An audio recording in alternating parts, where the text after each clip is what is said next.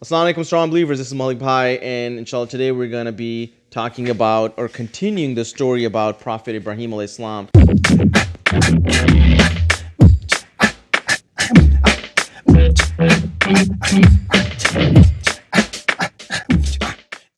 Last time we talked about Prophet Ibrahim and what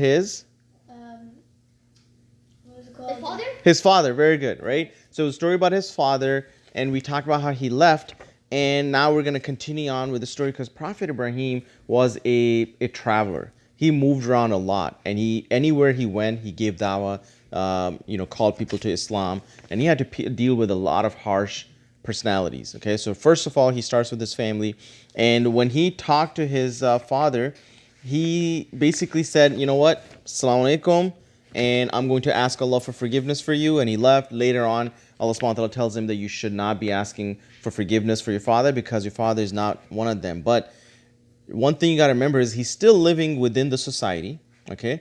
But mentally and spiritually in his heart, he said that, I have nothing to do with you, right? He's disassociating himself from his father and his ways, but he says, "Assalamu alaikum, I'm out." Now he's still living within the community, but his heart and mentally, he's cutting off himself from that society, which tells us that if we're living in a non-Muslim society, Canada, America, Europe, we can live with these. We should not be like, "Oh, there's so many non-Muslims around us, they're doing bad things, and I'm going to go up in a mountain and just live there, and that's how I'm going to protect myself from, all the, society, whatever evil that's going around us." But what you want to do is mentally and in your heart, you should always have that against them, that what they're doing is wrong, and I want to make sure that I protect myself, and I continue telling them that what they're doing is wrong. So, did you know that Ibrahim alayhi salam is going to meet his fathers on the Day of Judgment, and he's going to see him in the form of hyena? What's a hyena? Oh, hyena. Hyena, yes, right, a wild dog, right? So he's gonna see him in the form of hyena, and he will be like, "I got nothing to do with you." So even though in this life he was feeling like, "Man, you know what? If my dad dies and not in the state of Islam, I want to make sure that Allah subhanahu wa ta'ala forgives him." But on the Day of Judgment, Allah will show him that, look, he had nothing to do with you. Why? Because we're all connected through our faith, through Islam. Now, his talk. Now he had his talk with his family. Now let's talk about his nation. Okay, it's qala li abihi wa qawmihi ma ta'budun, right? So when he said to his father and his people, "What do you worship?" qalu na'budu asnaman fanadhallu laha akifin.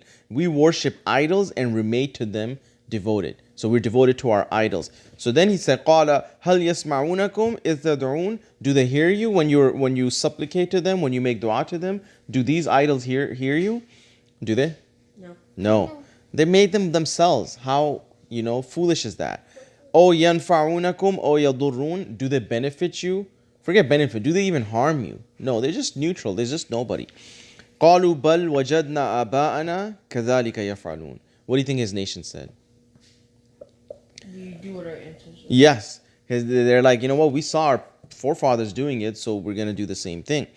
قال أفرأيتم ما كنتم تعبدون. He said, then do you see what you have been worshipping? أنتم وآباؤكم الأقدمون. You and your ancient forefathers, right? What are you guys worshipping? So this conversation keeps going. So they're like, so Prophet Ibrahim is like, you know what? They're enemies to me except the Lord of the worlds. الذي خلقني فهو يهدين. Who created me, and he's the one who guides me. وَالَّذِي هُوَ يُطْعِمُنِي وَيَسْقِينِ. The one who feeds me and gives me drink. وَإِذَا مَرِضْتُ فَهُوَ يَشْفِينِ. And when I'm ill, it is he who cures me. وَالَّذِي يُمِيتُنِي ثُمَّ يُحْيِينِ. And who will cause me to die and then bring me back to life. وَالَّذِي أَطْمَعُ أَن يَغْفِرَ لِي خَطِيئَتِي يَوْمَ الدِّينِ. And who aspire that he will forgive me my sin on the day of resurrection. So, what are these idols that you're worshiping? So he continues on, right? So now his people used to go for the celebration. Okay, they used to have a festival. So they're like, you know what? They asked him to come. They're like, hey, come on, Ibrahim, come with us. And he's like, no, I'm sick. What he meant was he really sick? No. What did he mean? He said he was sick, but he was just making an excuse because he didn't want to go and be part of these foolish celebration where they're screaming and dancing and singing and whistling and clapping in order to worship their idols. And he's like, you know what? I'm sick. What he meant was, I'm sick of what you guys are doing. Okay, not really sick. So it was like a white lie. So they said. So then what he did was when they left, what do you think he did to teach them a lesson? He broke all the idols. Yes. Musa, back up a little bit so Mikael can see me. Yes. So Prophet Ibrahim alayhi salam broke all the idols. That is huge. That is huge, guys. Except for the big one. Very nice. Yes. So in order to teach him a lesson, except for the big one, and he puts the axe around him, right? And he destroyed all the idols. So now when they came back, they said, who's the one who did this? He must be one of the wrongdoers. They said, we heard a young man called Ibrahim. So basically Ibrahim wasn't even known to the society that much. They're like, we heard a guy named Ibrahim. They didn't say a guy named Ibrahim broke the idols. They're like, we heard a guy by the name of Ibrahim. Like, it wasn't like we're sure that there's a guy named Ibrahim. Everybody knows him, right? So they had to kind of introduce him to him. He wasn't very well known in the society, but he was still giving the message. So you could be a not such well-known guy in the society, but continue doing what you're supposed to be doing. So a young boy who's carrying the load of the society. This is what it shows us. So they gather everyone and put him in the court.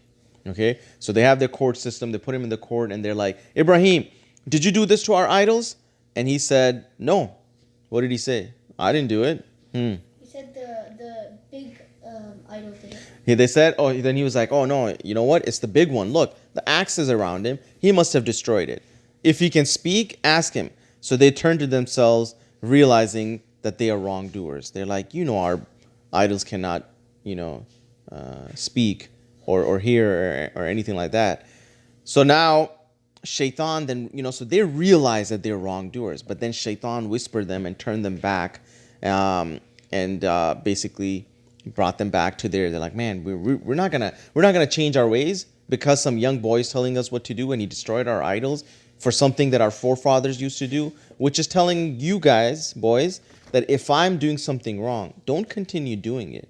If somebody that you really love, that you look up to, and he or she is doing something wrong, don't just continue doing it because you love that person, right? If they're wrong, remember, Allah gave you intellect. Think about what you're doing.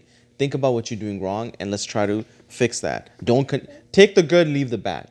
Okay?